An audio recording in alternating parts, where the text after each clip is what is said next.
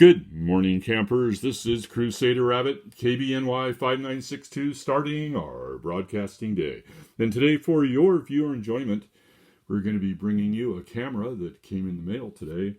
We're going to be bringing you the Fed 5, the Fed 5 camera. And this is a instruction manual for the Fed 5 camera that I was able to read oh no, I couldn't read because it's in a different alphabet. So yeah, anyway, but there is a really nice instruction book, and it came with a really nice leather case, really nice, beautiful condition, and it actually smells neutral. You know, I guess it kind of smells like leather. Kind of smells like old leather. Kind of smells like shoes. Yeah. Anyway, so let's go ahead and open this up. I've definitely shown a couple of my cameras here on the channel, and they've all been either like a SLR, or they've been a single lens reflex, or they've been a like the Rolei 35, which is it has a viewfinder, and you have to like zone focus it.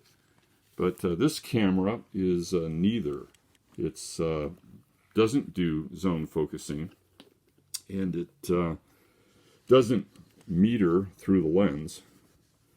What it does is that it has a rangefinder. This is a rangefinder camera, and what you're looking at right now is the business end of a Industar 61 lens.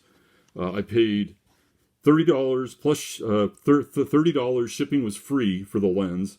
I paid $30 shipping was free for the camera, and this came from the Ukraine. Unfortunately, timely enough, and actually came out of a manufacturing plant in Kiev. So this is what they used to make. I believe the production on this particular camera ended in 1988, 89, 1990, something like that. And this is a Fed 5. And I believe the Fed 4, which was its predecessor, I think that started production in like 1976. So I'm guessing this probably started a couple of years later, like around late 1970s, 1980. So I'm guessing that this probably had about a 10-year run. And the serial number on this camera is surprisingly low. It's like 6305, which would kind of make me to believe that it's like a early version, but I don't really think so, because it's in like such gorgeous condition. Like just looking at the like the top plate, looking at the bottom plate, I can't really see that there's like a serious nick or scratch on it. It's in really nice condition. Like a little blemish right there. The only thing that's really there's like a little dog ear right here on the leatherette. Very minor. Other than that, it's in just absolutely wonderful condition. The lens is a Leica screw mount. It's called a LTM Leica thread mount, 39 millimeter mounting, and it's the inside of the camera there. You see, there's no mirror.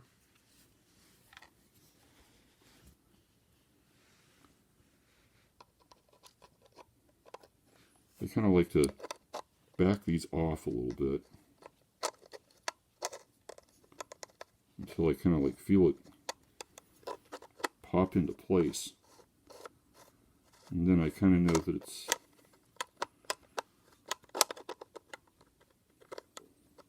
okay to put on. There it is. Did you hear it kind of like pop there when I was reverse threading it? And this is the focus ring here. The camera goes from f at 2.8 to f16, so perfect for Sunny 16. And it looks like it'll focus from, I believe the scale is in meters. Somewhere I think there's an M there. So there's like a 2 on the 16 there. So I think that would be 2 meters, or about a little over 6 feet.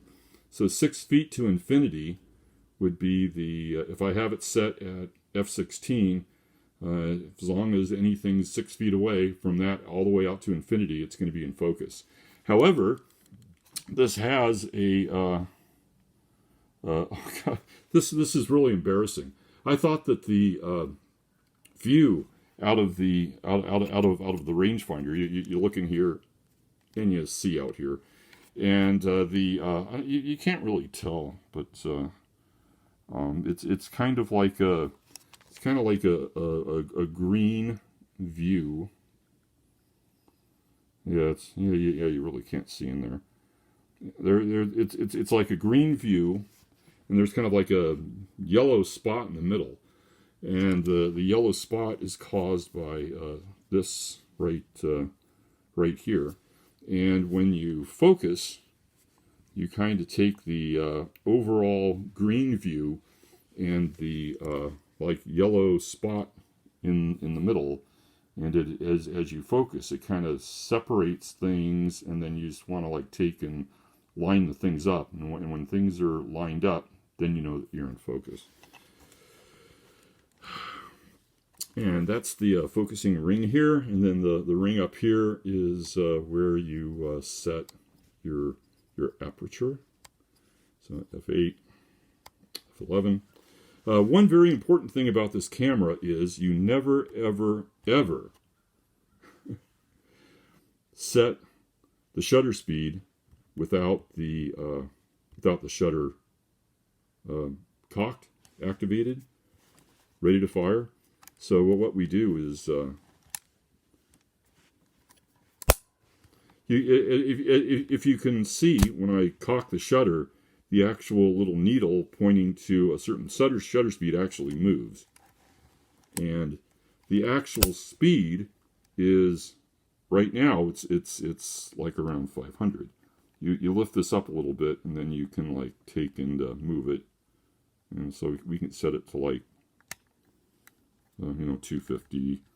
We can take and we can set it to 250, or we can take and we can set it to 125. And then this is the shutter release right here.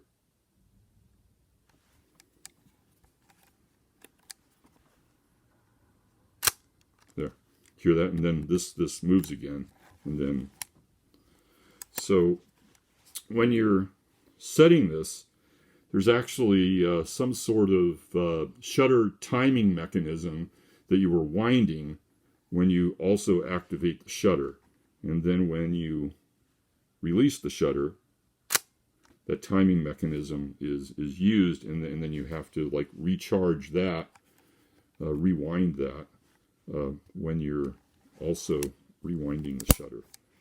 So the shutter release, the shutter speed, and then this is the picture indicator list number. So we've taken, I don't know, 9, 10, 11 pictures, something like that. And then over on this side, oh yeah, this is really embarrassing. Did I mention this already? I was out taking pictures, and I thought, gosh, this has like a horrible viewfinder, rangefinder in it. Things are really blurry, but it's diopter controlled. This actually moves. This is really embarrassing. I went, oh look, you can kind of like see in there, and you can I think that's the mirror actually, and you can, yeah. But yeah. So yeah, so you can actually adjust the focus of the viewfinder for your eye, and I didn't know that. And my gosh, it was sure a lot easier to focus using the little rangefinder patch once I had it in focus using the diopter control. Oh, and this is like a flash sync, PC sync. This is a hot shoe. I haven't tried that out to see if it works. This is the light meter. Light meter is kind of different. What you do is you set your ASA. So there's like that. You can see that like that little notch right there. That's where you put like the ASA of your film. So if you had ASA 250 film, which I didn't have, I was using like 400, so I just kind of guessed where I should put it. But these green numbers are the ASA numbers. The yellow numbers are the shutter speeds. And then this number that you see through this dial here, 5, 4, 6, 7, is the number that's in the light meter. And so right now it's in the light meter does work. If I can take and point this at the light, you can actually see the meter move. If I take my finger and put it over the meter, you can see. And this was working really, really well outside. And I did take like a ton of pictures with this roll outside. So the needle is going to point to a number, and then it's kind of different. And then like let's pretend it's pointing to 7, and you take this and see there's 6 and there's 8. You take this little red mark and you put it on the 7. And then these are the combinations that I want to be at. I either want to be at 500th of a second at 5.6, or 250th of a second at f8, 125th of a second at f11, 60th of a second at f16. Those are the film speeds that it wants. So that's how the light meter works. Another weird thing about the camera is that once you have completely taken the roll of film, the shutter release has like a little hidden button, and it's this guy right here. This collar actually depresses. Not just this is like the shutter here, but this collar actually depresses, and that disengages the drive.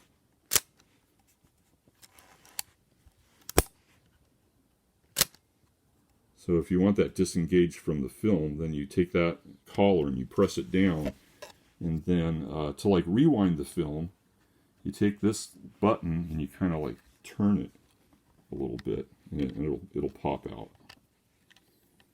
Almost there, I think.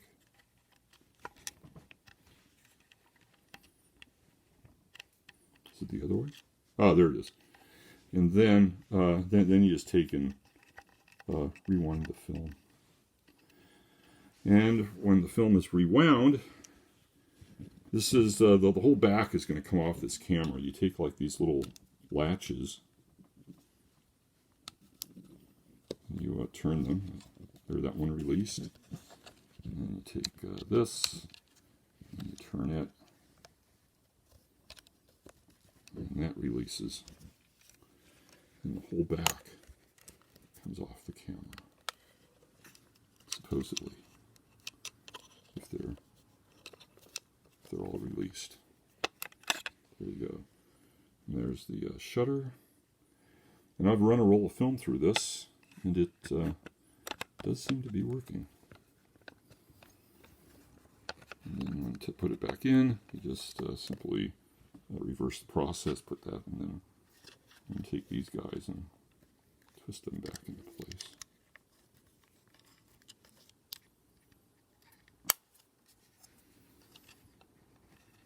For some reason, I guess this isn't all the way in. There we go.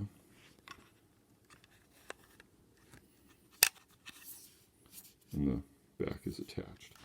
About the only thing that I found goofy about the camera, well, other than the diopter control, and other than this like funny little thing that you have to like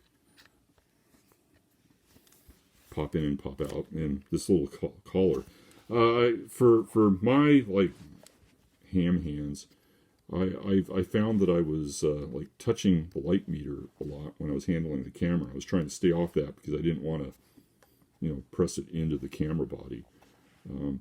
That's about the only thing that this right here is the little selfie meter. You just like turn it and hit it, and it winds down, releases the shutter. So that's about the only real goofy thing that I found as far as ergonomically that didn't necessarily fit my hand really well. Although it doesn't have any little camera strap doohickeys on there, but it does have the case, which has like a strap on it, so you can always take and put it in the case and then use it with the case handles, case strap, which is what I did. And that's the Fed 5. So I got this guy, put some film in it, and I was just about to go outside the door, and there's a knock at the door, and I got a second camera in. But before I show you the second camera, I want to show you the other lenses. This is the lens that came with the camera, and these other two lenses, it's a Industar 22 and an Industar 22 and Industar 50. They are lenses that, see, this is the,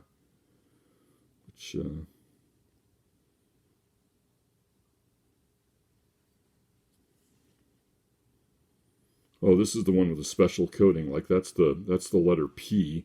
Like the red P says it's special coating. So supposedly that has like a, look at that pretty aperture in there with all those like little petal leaves on it.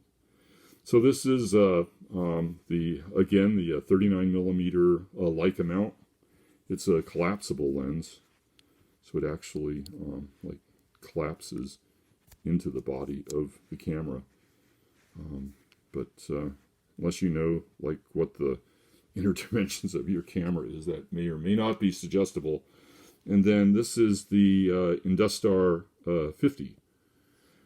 Both of these are 50 millimeter, and this is also a collapsible lens. So that'll also like collapse into the body of the camera. Both of these are 50 millimeter lenses. I'm really excited about taking pictures with either of these. I guess a little story on this is after the war, World War II, when Leica had their factories in the eastern part of Berlin, and when the Russians took that over as spoils of war, they got all of the blueprints and plans, toy boat, plans to like these two lenses. So they started making copies of these. These are like Leica copy lenses, made in Ukraine, I believe. And I've seen YouTube videos where, you know, guys will compare the or girls, guys and girls will compare like the Russian Industar lens to the actual Leica lens, and they seem to like compare up pretty nice. It's the person doing the comparison will be like, oh gosh, you know, this one is a little more contrasty, but this one is you know, slightly sharper, and they seem to have you know, like pluses and minuses in the comparison, but they seem to compare very well. So it's kind of interested, because I can't afford you know, $2,000, $3,000, $4,000 for the Leica lens, but I can afford $30 for the Russian lens. So that, like, this lens was $30, this lens was $30. My Fed 5 camera was $30, and that Industar 61 lens on it was $30. Everything was $30. It was like a $30 sale. So that's going to be pretty much it. This is a lot heavier than I kind of thought that was going to be. But yeah, this is, I think this is going to be the end of this video. So, yeah, so what showed up? Just as I was going out the door with this loaded with film, what showed up? Well, it was another rangefinder. And it's the Canon 7. So isn't this a gorgeous Canon camera? It's banging my cameras together there. Also has a light meter. Has more of a normal kind of rewind on it there. Has like you can adjust the viewfinder for 135, 80 or 100. You can put 50 millimeter in there, or I believe the other one is like 35. And with this here is the Canon camera company. You see that?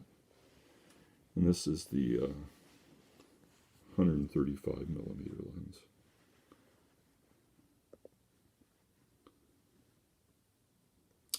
Yeah, just gorgeous. So I have the film from the Fed 5 is hanging up drying. While that's hanging up drying, I think I'm going to put a load of film into this little puppy and take that out and go shooting with the Canon 7 and see if I like rangefinder cameras. We'll find out. Maybe I'll keep these, maybe I won't. Depends on. I thought this camera was. I think this lens was $50. Camera was $70. Bought them separate. Different sellers. Thought it's a lot better to go out and pay like $70 for a camera and then use it and see if you like it. Like the whole rangefinder thing, rather than paying like $3,000-$4,000 for like a Leica, or even like a Nikon S2 or S3 or P, Canon P, SP, P. Those are like $700, $800, $900. And I thought, I'll get the $70 version. So this camera was made in Japan, and we'll talk about it more next time. So thanks for tuning in. Hope you enjoyed the show. This is Crusader Rabbit KBNY 5962, ending our broadcasting day. Good night, campers.